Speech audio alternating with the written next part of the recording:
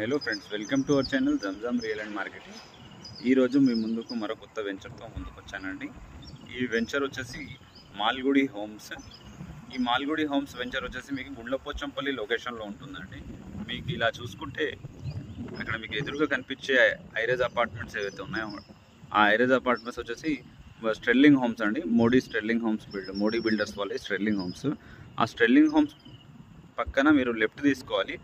Left తీసుకొని just ఒక 200 metres లోపలికి రావగానే లెఫ్ట్ సైడ్లో మీకు మాల్గుడి హోమ్స్ అని గేటెడ్ కమ్యూనిటీ లేఅవుట్ అనేది కనిపిస్తుందండి. హెచ్ఎండిఏ ఫైనల్ అప్రూవ్డ్ లేఅవుట్ అండి ఇది.